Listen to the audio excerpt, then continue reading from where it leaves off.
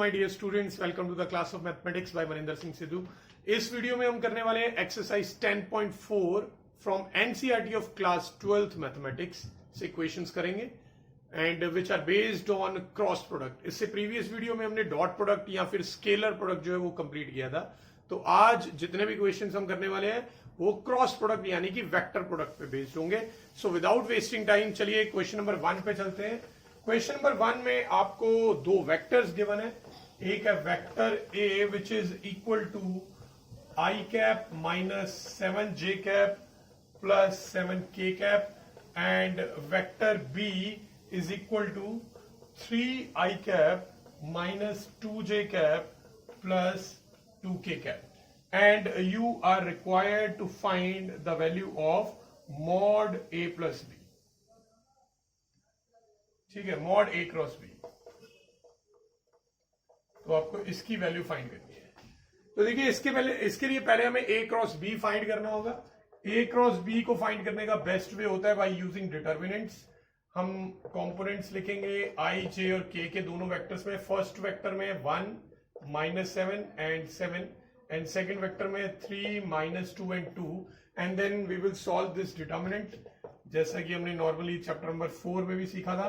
तो i के components में आएगा minus 14 plus 14 that will be 0।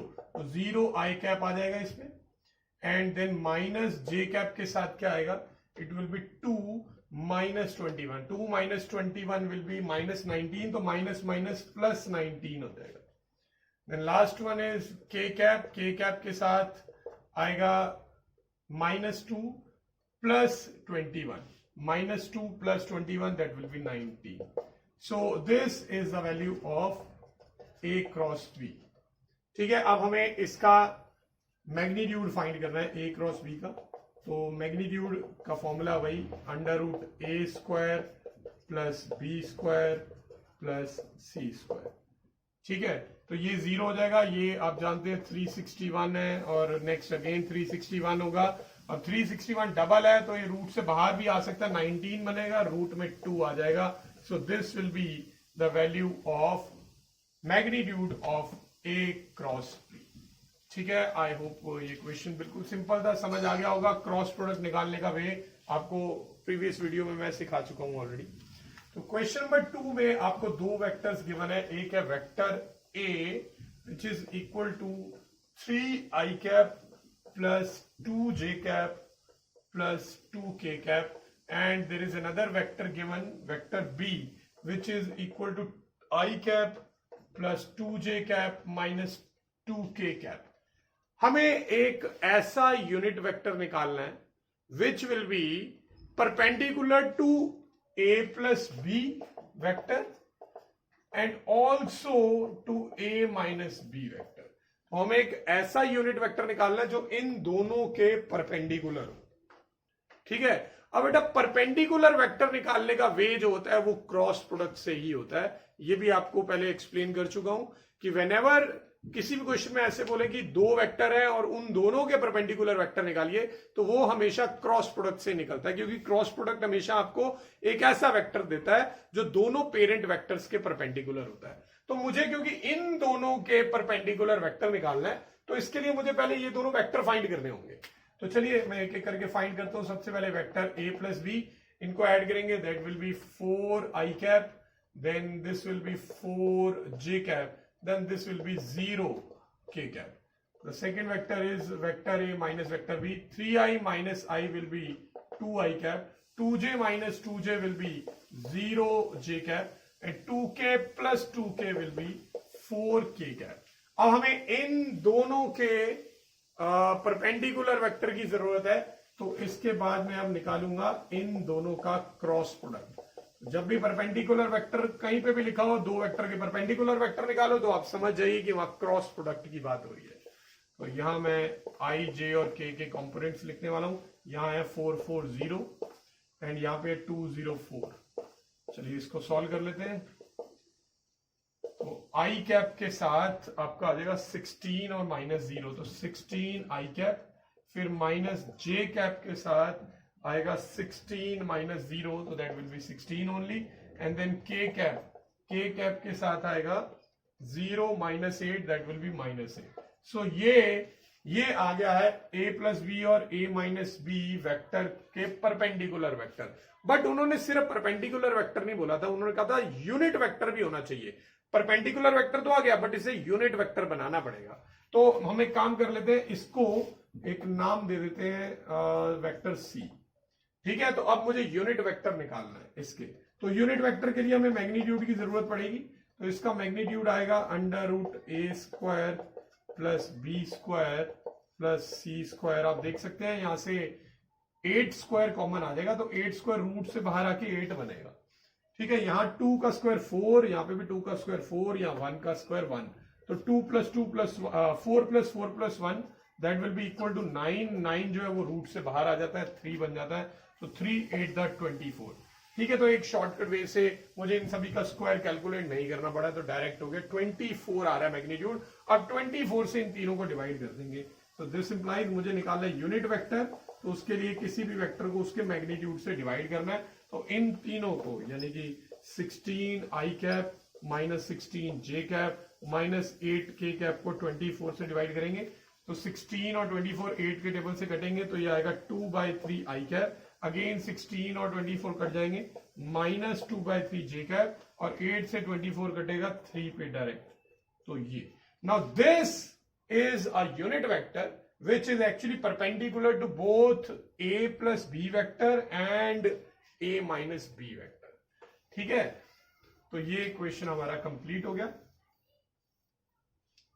तो अब आप ये टर्म जरूर याद रखेंगे, दो वेक्टर के परपेंडिकुलर वेक्टर निकालना है तो क्रॉस प्रोडक्ट की जरूरत पड़ेगी। नेक्स्ट क्वेश्चन नंबर 3 पे चलते हैं। क्वेश्चन नंबर 3 में उन्होंने बोला कि एक वेक्टर a है जो कि एक यूनिट वेक्टर है। ये वेक्टर i कैप के साथ π/3 का एंगल बना रहा है। देखो, अगर ये है i कैप तो ये है वेक्टर a, तो इनके बीच में एंगल बन रहा है π/3 यानी कि 60 डिग्री का। फिर हमें बताया गया है कि जो j कैप के साथ इसी वेक्टर a का एंगल है वो है π/4 यानी कि 45। और फिर बताया कि k कैप के साथ वेक्टर a का जो एंगल है वो है थीटा, और ये थीटा की वैल्यू फाइंड करने को भी बोल रहे हैं और वेक्टर ए निकालने को भी बोल रहे हैं, दोनों चीजें पूछी है। तो ये कैसे करेंगे बेटा? ये जो आई कैप होता है ये होता क्या है ये पता होना चाहिए आपको। आई कैप मैंने वेरी फर्स्ट क्लास में बताया था कि आई कैप का मतलब है एक unit vector in the direction of x axis. तो बेटा ये जो एंगल दिया हुआ है ना π/3, ये बेसिकली वेक्टर ए का एक्स एक्सिस के साथ बनने वाला एंगल है। तो एक्स एक्सिस के साथ बनने वाले एंगल को हम अल्फा से डिनोट करते हैं। रिमेंबर डायरेक्शन को साइंस में हमने पढ़ा था। ठीक है, तो हमें एक्चुअल में ये जो अल्फा है वो π/3 गिवन है।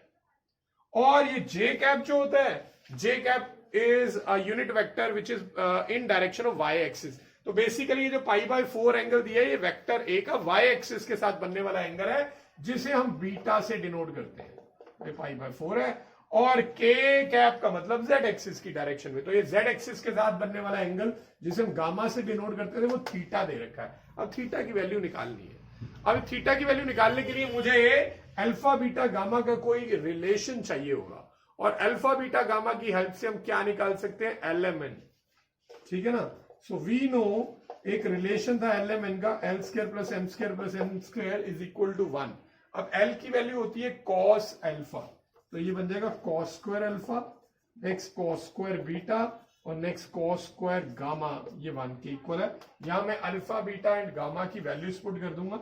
अल्फा की वैल्यू π/3 है, तो cos² π/3, बीटा की वैल्यू π/4 है, और जो गामा है उसकी वैल्यू थीटा दे रखी है, ये इक्वल टू 1 है। नाउ cos π/3 यानी cos 60 होता है 1/2, और 1/2 का स्क्वायर करेंगे तो 1/4 आ जाएगा। cos π/4 यानी cos 45, cos 45 की वैल्यू होती है 1/√2, और 1/√2 का स्क्वायर करेंगे तो 1/2 आ जाएगा, plus cos² theta is equal to 1। इन दोनों को अगर मैं सॉल्व करता हूं एलसीएम लेके, तो ये आ जाएगा 1 + 2 यानी 3/4 आ जाएगा। अब ये 3/4 को उधर ले जाएंगे। ठीक है, तो ये 1 - 3/4, सो बेसिकली ये वैल्यू 1/4 आ गई, जिससे कि cos थीटा निकल जाएगा 1/2। अब cos के टेबल में 1/2 आता है, 60 पे 60 डिग्री यानी कि π/3। इस तरह हमने थीटा की वैल्यू निकाल ली। ठीक है, अब ये जो थीटा की वैल्यू निकली है, ये तो एक चीज आपसे पूछी थी, दूसरा आपसे पूछा था वेक्टर ए भी निकालो। अब एक और बात मैंने बताई थी कि कोई भी वेक्टर जो होता है वो डायरेक्शन रेशियोज की हेल्प से भी निकल जाता है और डायरेक्शन कोसाइंस की हेल्प से भी निकल जाता है। यहां पे हमें डायरेक्शन कोसाइन मिलने वाले हैं, तो उसकी हेल्प से ये फॉर्मूला होता है L I cap plus M J cap plus N K cap. And L M N जब भी हम यूज करते हैं तो उससे हमेशा यूनिट वेक्टर ही निकलता है, और वैसे भी हमें क्वेश्चन में बताया हुआ है कि जो वेक्टर है वो एक यूनिट वेक्टर है। तो चलिए अब हम यहां पे वैल्यूज पुट कर देंगे। एल की वैल्यू है कॉस एल्फा यानी कि कॉस 60, एम की वैल्यू है कॉस बीटा, बीटा यानी कॉस पाई बाय 4, और एन की वैल्यू है कॉस गामा, गामा यानी थीटा जिसकी वैल्यू पाई बाय 3 है। तो ये कॉस पाई बाय 3 के साथ के कैप आएगा। तो कॉस 60 होता है 1/2 आई कैप, कॉस पाई बाय 4 होता है 1/√2 साथ में जे कैप, और कॉस पाई बाय 3 होता है 1/2 साथ में के कैप। तो ये है वेक्टर ए। अगर आप चेक करना चाहते हैं कि ये वाकई यूनिट वेक्टर है या नहीं, तो बड़ी इजीली चेक कर सकते हो आप। इसका मैग्नीट्यूड निकाल के देख लो, डेफिनेटली वो 1 आएगा। ठीक है, तो मैग्नीट्यूड 1 आने से क्लियर हो जाएगा कि ये एक यूनिट वेक्टर ही है, और थीटा हम ऑलरेडी निकाल चुके हैं। तो इस क्वेश्चन में दो चीजें फाइंड करने को बोली थी। एक हमें थर्ड एंगल फाइंड करना था जो कि के कैप के साथ बन रहा है, के कैप यानी कि जेड एक्सिस के साथ बन रहा है, और दूसरा हमसे वेक्टर ए के कंपोनेंट पूछे हुए तो जो कि एल एम एन नहीं थे, तो कंपोनेंट के साथ हमने पूरा वेक्टर ही निकाल के दे दिया। Now moving on to next question, हमें शो करना है कि ए माइनस बी वेक्टर का जो क्रॉस प्रोडक्ट लेंगे ए प्लस बी वेक्टर से, this will be equal to twice of A cross B. इस टाइप का क्वेश्चन हमने 10.3 एक्सरसाइज में भी किया था, बट वो डॉट प्रोडक्ट पे बेस्ड एक्सरसाइज थी, या क्रॉस प्रोडक्ट है। सिंपल क्वेश्चन है, एलएचएस लेंगे, आपको दो वेक्टर्स दे रखे हैं और आपको इन दोनों का क्रॉस प्रोडक्ट लेना। तो एक एक करके स्टार्ट करते हैं। पहले आ जाएगा ए क्रॉस ए, ठीक है, then A cross B, plus में A cross B, then minus में B cross A, and then last में माइनस में बी क्रॉस बी। अब बेटा इससे प्रीवियस वीडियो में आपको एक्सप्लेन किया था कि किसी भी वेक्टर का उसी के साथ क्रॉस प्रोडक्ट लोगे तो वो हमेशा 0 आएगा। क्यों? क्योंकि दोनों के बीच का एंगल आ जाएगा 0 डिग्री, और 0 डिग्री हो तो इसका फॉर्मूला होता है mod A mod B sine theta, और थीटा जब भी 0 होगा क्रॉस प्रोडक्ट 0 हो जाएगा। तो इस वजह से ये ए क्रॉस ए 0 बनेगा, और ये एज इट इज रहेगा, नेक्स्ट वाला भी एज इट इज रहेगा, और बी क्रॉस बी भी 0 हो जाएगा।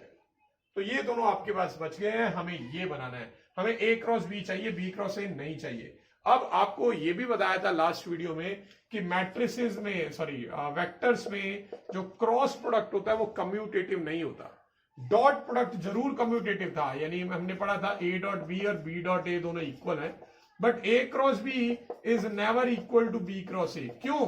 क्योंकि ए क्रॉस बी जब आप करते हैं तो डायरेक्शन वेक्टर की अलग आती है, बी क्रॉस ए करते हैं तो डायरेक्शन उल्टी हो जाती है, यानी नेगेटिव वेक्टर बन जाता है। तो ये दोनों इक्वल तभी होंगे जब आप एक नेगेटिव का साइन लगाएंगे।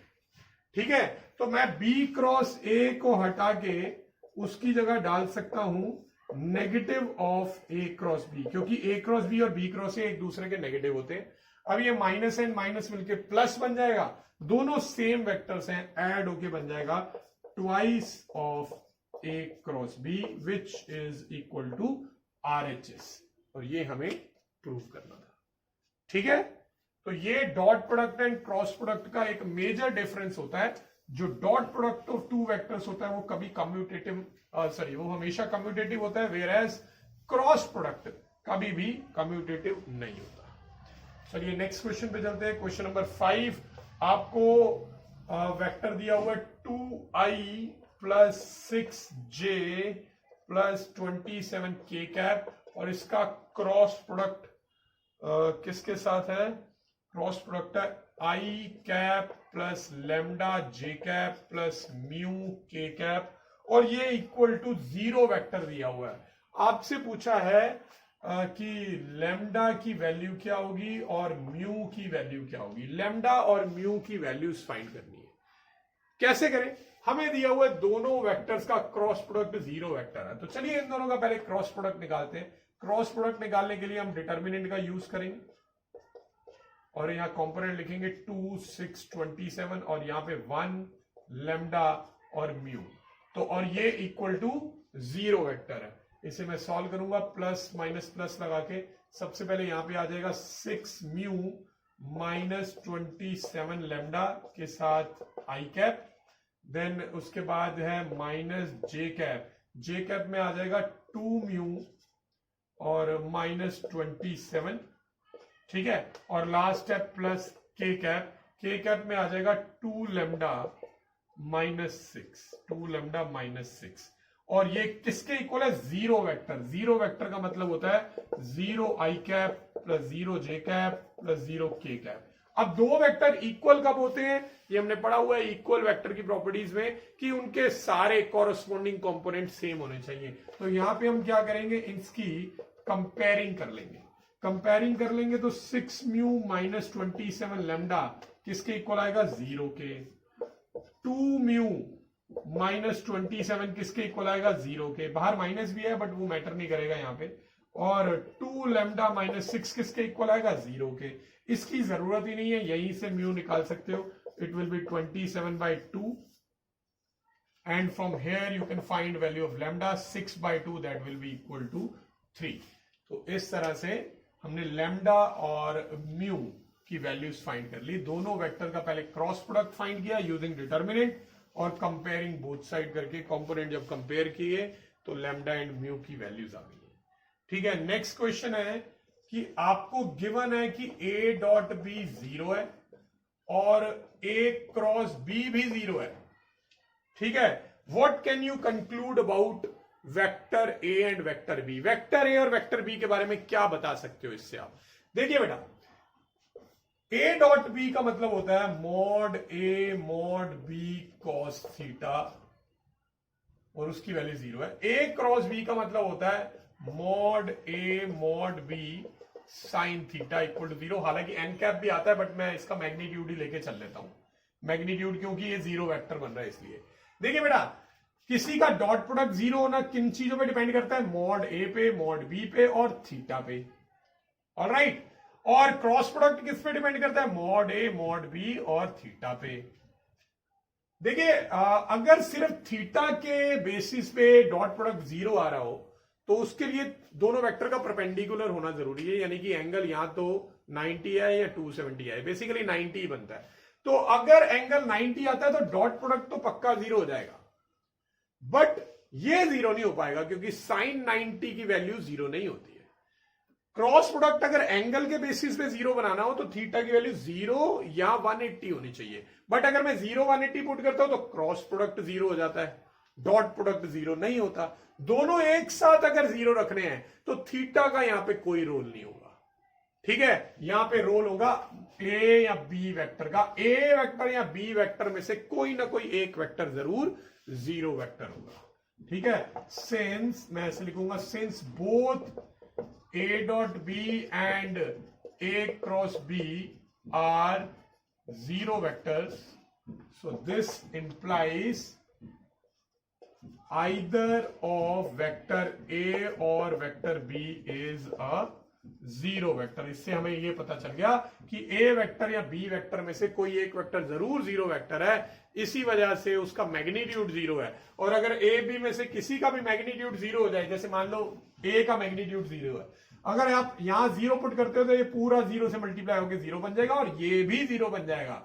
यानी A या B में से कोई भी 0 वेक्टर हुआ तो डॉट प्रोडक्ट और क्रॉस प्रोडक्ट दोनों एक साथ 0 के इक्वल हो जाते हैं। ठीक है, चलिए नेक्स्ट क्वेश्चन करेंगे, 7th क्वेश्चन। ये थोड़ा सा अलग सा क्वेश्चन है। एक वेक्टर A दिया हुआ है हमें जिसकी वैल्यू है A1 आई कैप प्लस A2 जे कैप प्लस A3 के कैप। एक वेक्टर B दिया है हमें जिसकी वैल्यू है B1 आई कैप प्लस B2 जे कैप प्लस B3 के कैप। और लास्ट में हमें एक वेक्टर C दिया है जिसकी वैल्यू है C1 आई कैप प्लस C2 जे कैप प्लस C3 के कैप। तो ये अजीब से 3 वेक्टर दिए हुए हैं और हमें यहां पे क्या शो करना है, हमें शो करना है कि A cross vector B plus C will be equal to A cross B plus A cross C. ये हमें शो करके दिखाना है। अब ये कैसे शो करेंगे, मैं यहां पे एलएचएस ले लेता हूं। एलएचएस के लिए मुझे ए का क्रॉस लेना है बी प्लस सी के साथ, ठीक है।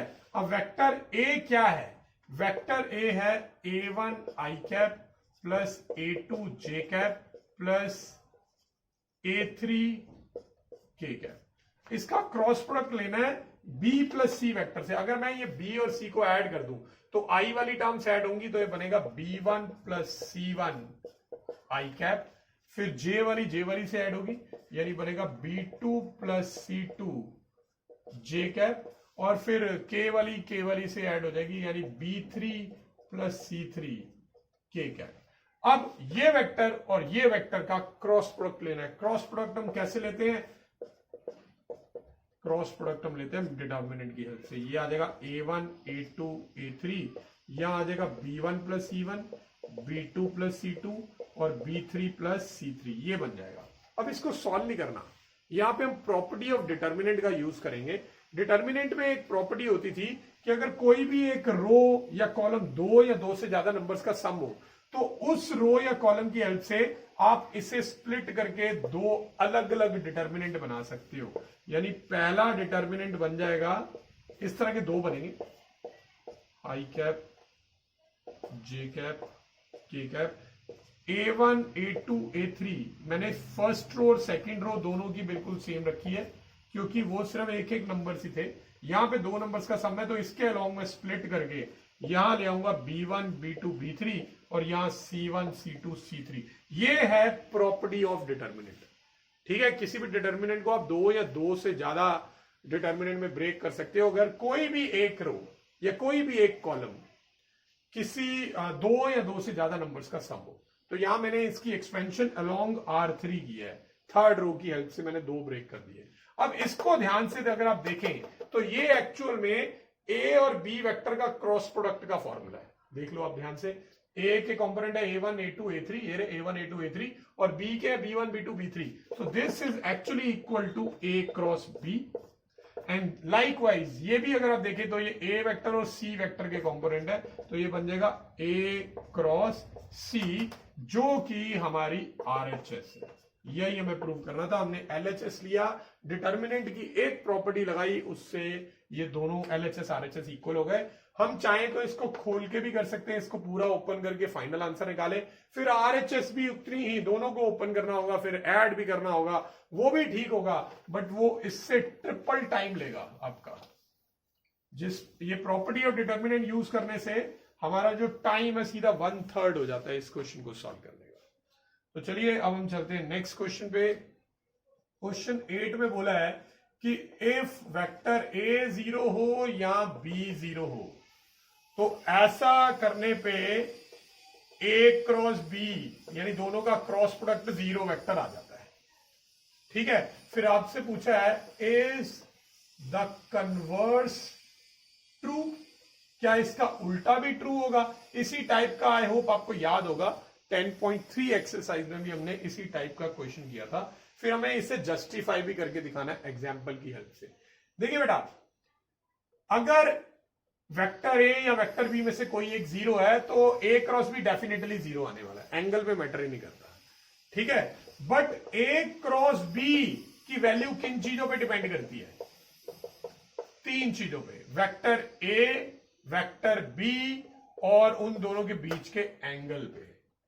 अगर आपको ए क्रॉस बी 0 बनाना है, तो उसके लिए या तो वेक्टर ए एक 0 वेक्टर होना चाहिए, या वेक्टर बी 0 वेक्टर होना चाहिए, या फिर थीटा की वैल्यू 0 डिग्री या 180 डिग्री होनी चाहिए। कहने का मतलब है दोनों वेक्टर अगर कोलिनियर हो जाएं, तो चाहे वो 0 वेक्टर नहीं भी होंगे तब भी उनका क्रॉस प्रोडक्ट 0 आ सकता है।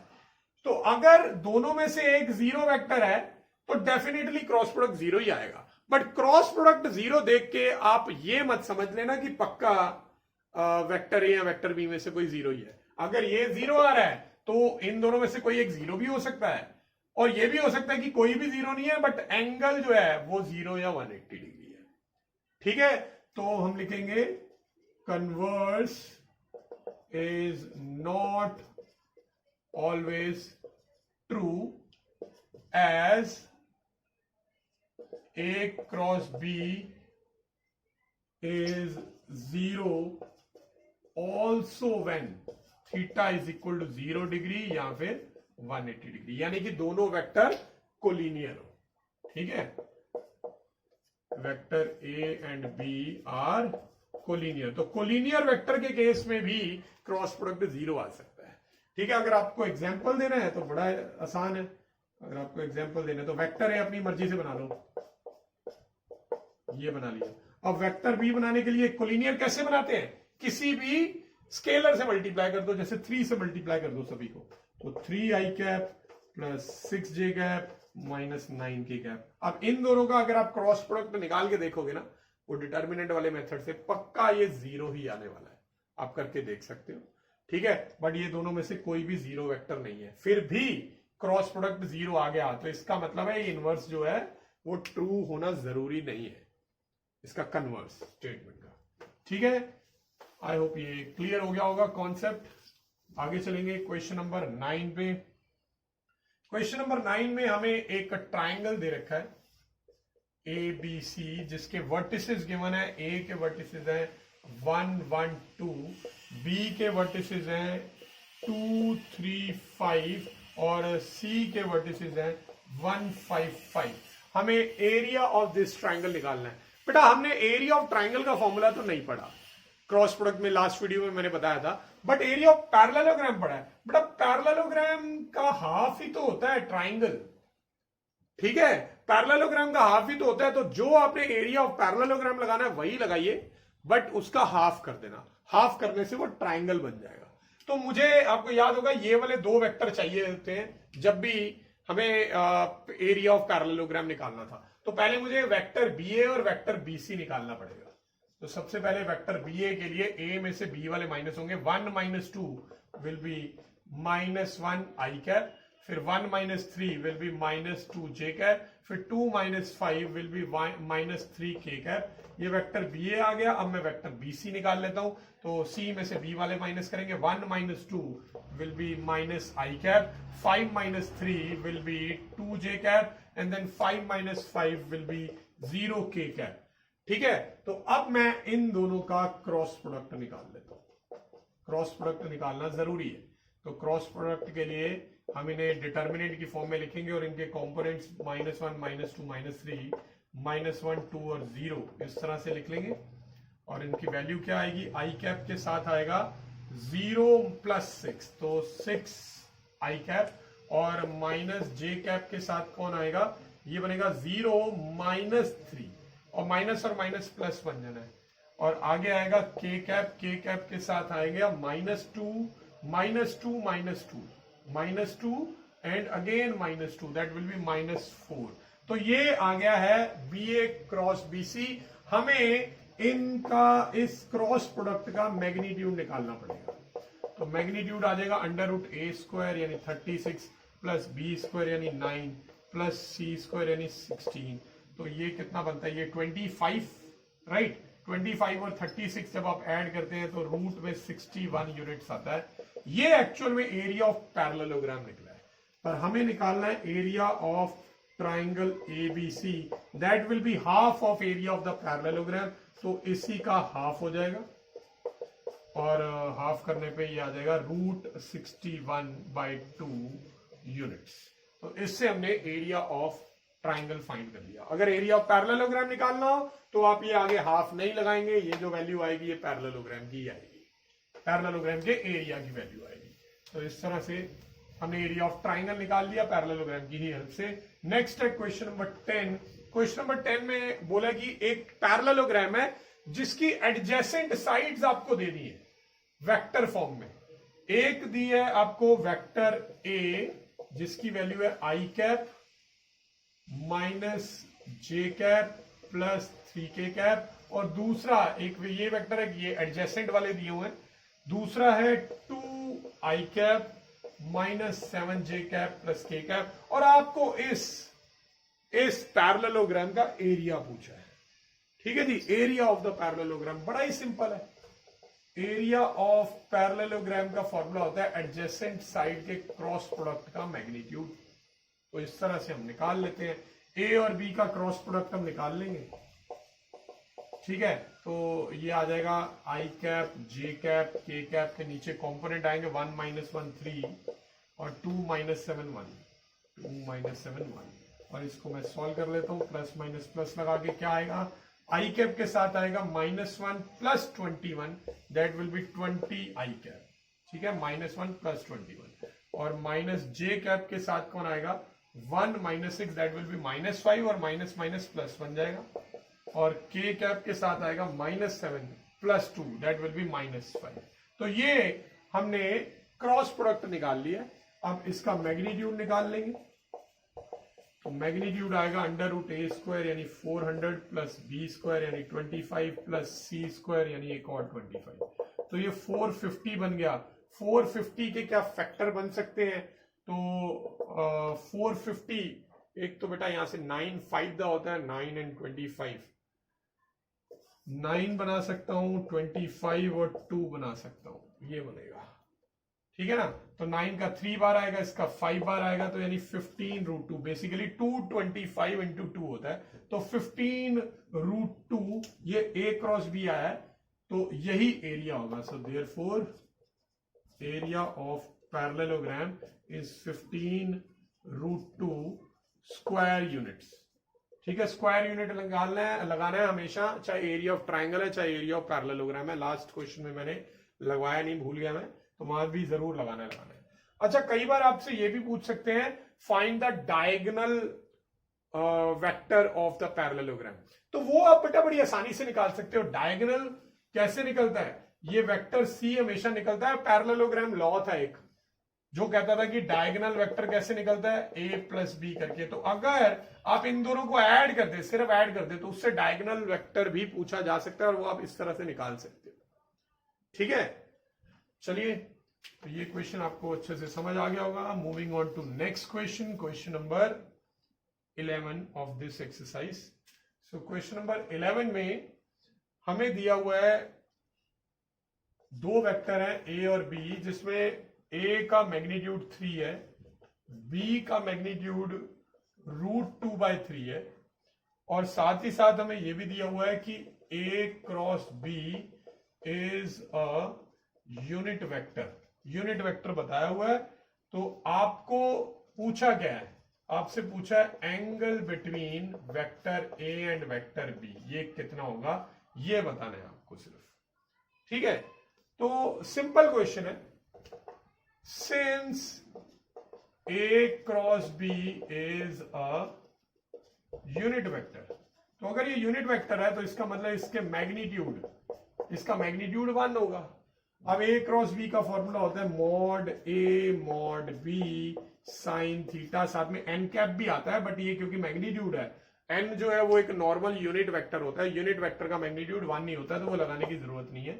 मैं वैल्यूज पुट करूंगा, मॉड a की वैल्यू 3 है, मॉड b की वैल्यू √2/3 है, यहां पे 3 से 3 कटेगा, √2 को नीचे ले जाएंगे, जिससे कि साइन थीटा की वैल्यू 1/√2 आ जाएगी। अब हम जानते हैं कि साइन के टेबल में 1/√2 आता है 45 पे, तो इसका मतलब angle between the two vectors है π/4 या फिर 45 डिग्री। तो इस तरह से हमने क्वेश्चन कर लिया। अब हम चलते हैं इस एक्सरसाइज और इस वीडियो के लास्ट क्वेश्चन पे।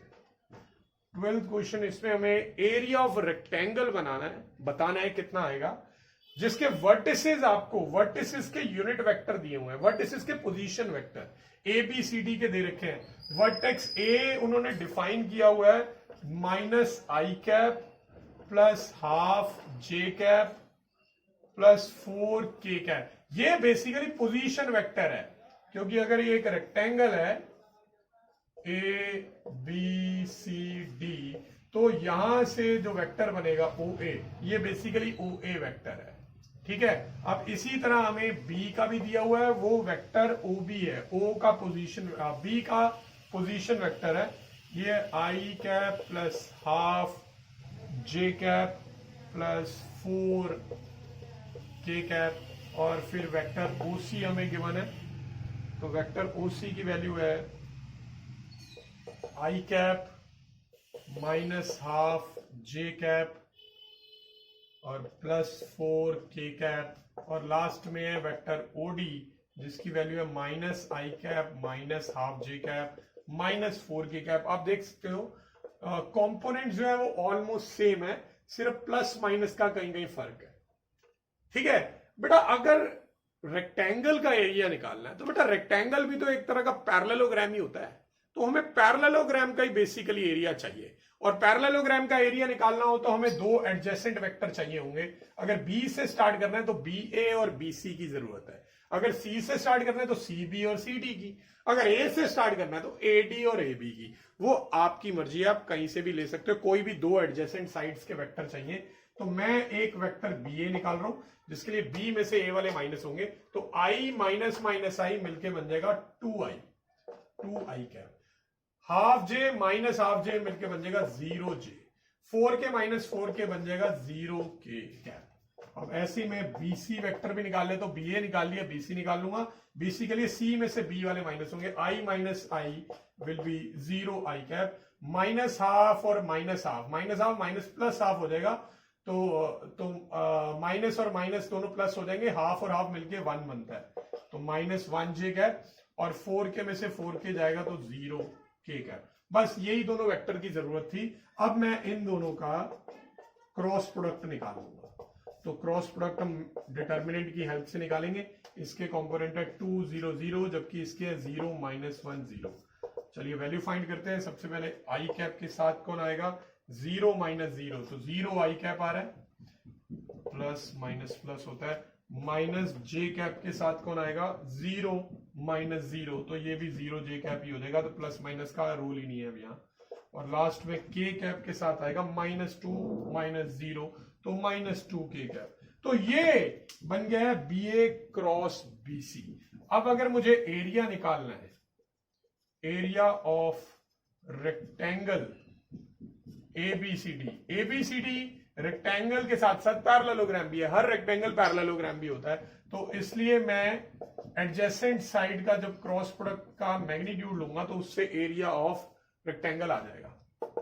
तो फॉर्मूला है under root A square plus B square plus C square, तो 2 का स्क्वायर 4 आएगा, जो बाहर निकल के 2 ही बनेगा, और इसका आंसर है 2 स्क्वायर यूनिट्स। आपके पास ऑप्शंस गिवन है, ऑप्शंस में ये 4 ऑप्शन है।